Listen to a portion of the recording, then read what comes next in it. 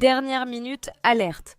Des chasseurs russes violent à nouveau l'espace aérien de l'Union européenne et donc de toute l'Alliance Atlantique Nord. Dans ce cas, il s'agit de l'espace aérien de l'Estonie. Panique à l'OTAN. L'Estonie demande des consultations en vertu de l'article 4. Tout cela se produit en plus, alors que l'hystérie est encore très présente à propos de ces drones supposément russes qui, il n'y a pas si longtemps, auraient attaqué l'espace aérien polonais. L'alarme sociale grandit et devient de plus en plus forte. Un message extrêmement dangereux à tous les niveaux et pour les cieux de l'Union européenne.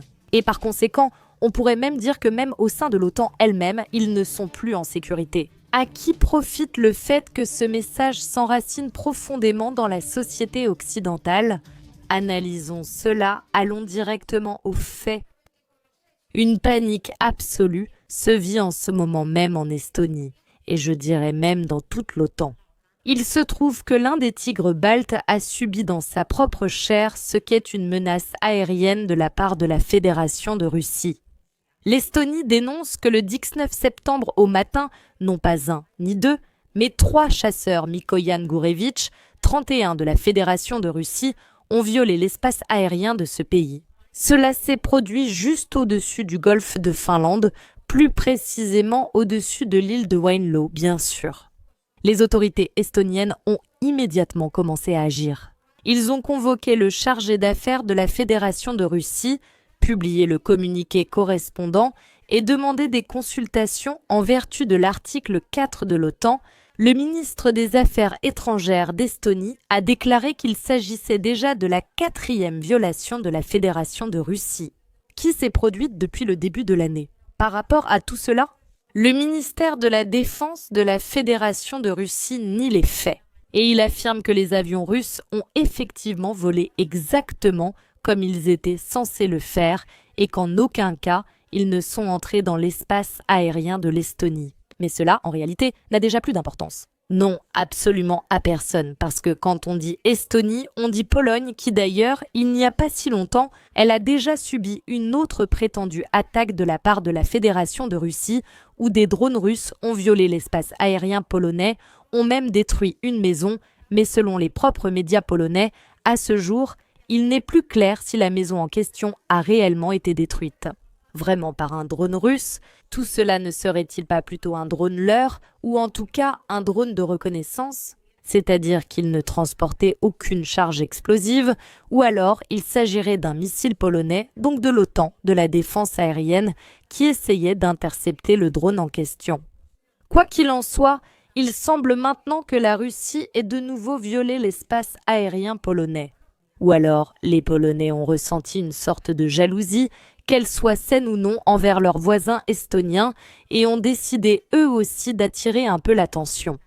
Ainsi, la garde frontalière de Pologne, peu après que les autorités estoniennes ont annoncé cette supposée violation de leur espace aérien par les forces aériennes de la Fédération de Russie, a dénoncé la même chose. Mais cette fois, la Russie avait attaqué pas n'importe quoi. Enfin, survolé, pour l'instant. Mais ici, à l'OTAN, cela équivaut pratiquement à une possible attaque de l'une des installations les plus stratégiques qui existent aujourd'hui en Pologne, à savoir la plateforme pétrolière LOTOS, Petrobal. Elle se trouve effectivement en mer Baltique et, selon la Pologne, les chasseurs russes, au nombre de 2 dans ce cas, l'ont survolé à une altitude de 150 mètres socialisme.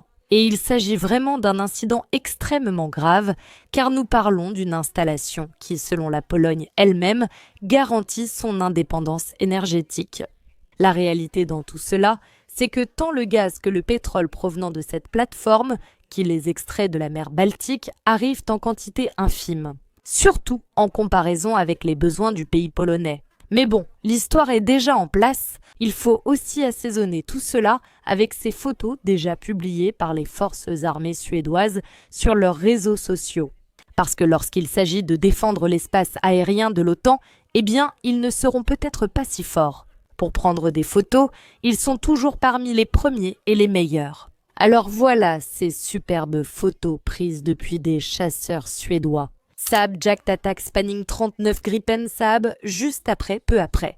En fait, selon ce qu'ils affirment, ces avions russes ont survolé l'espace aérien estonien pour viser quelque chose.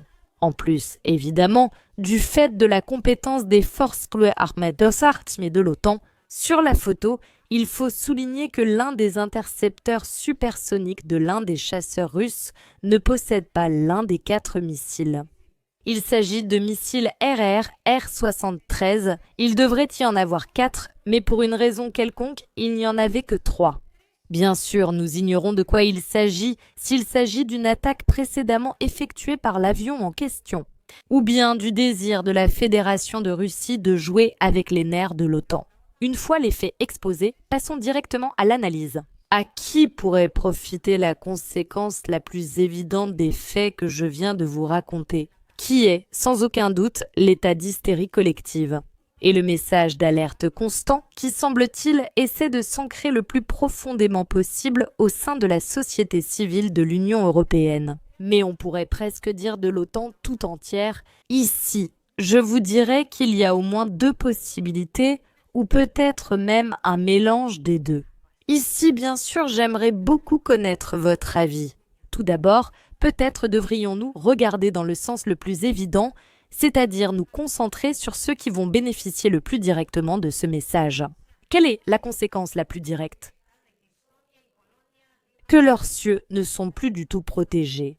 Eh bien, logiquement que l'OTAN essaye de renforcer ses frontières, ses pays, et par conséquent, les 2 finissent par recevoir d'importantes sommes d'argent sous forme d'aide militaire, censées protéger l'ensemble de la population occidentale. Parce qu'ils sont ceux qui se trouvent le plus près de la Fédération de Russie. Qu'il faut être le mieux préparé possible à une éventuelle attaque russe, qui, je vous le dis déjà, n'arrivera pas et n'est même pas prévue. Mais qui s'en soucie quand tout ce qu'il faut, c'est recevoir ou peut-être même blanchir autant d'argent que possible? Dans ce cas, évidemment, nous soulignons à la fois le rôle des propres tigres baltes, d'une part, la Pologne, bien sûr aussi, ainsi que le rôle de général. Au moment de prendre cet argent du tas généreusement apporté par les contribuables nationaux et de le transférer directement là où l'on suppose qu'il est le plus nécessaire. En ce sens, il ne serait pas surprenant que d'autres pays.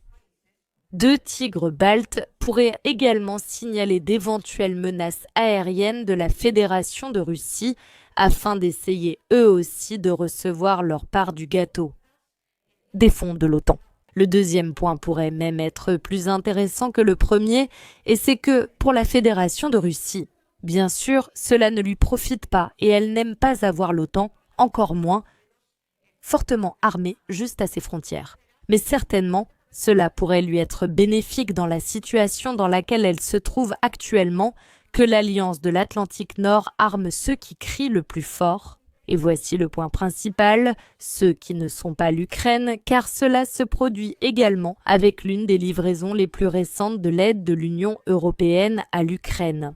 C'est en fait la première livraison qui se fait avec la participation des États-Unis, mais sans la participation directe des États-Unis. C'est-à-dire que l'Europe prend l'argent de ses contribuables, le donne aux États-Unis, qui livrent les armes qu'ensuite l'Europe envoie à l'Ukraine.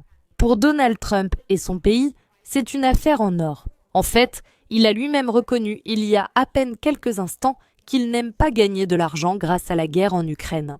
Mais il est certain qu'en ce moment, les États-Unis gagnent de l'argent grâce à la guerre en Ukraine.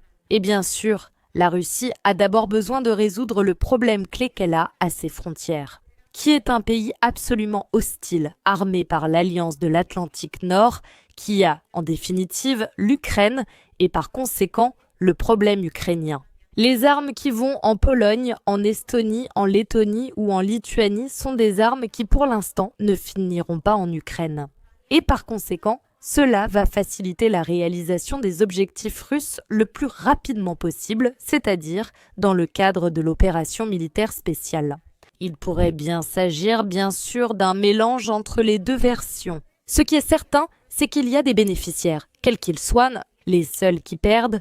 Une fois de plus, à mon grand regret, ce sont toujours les contribuables occidentaux qui ne cessent de payer pour l'envie de s'enrichir de leurs élites.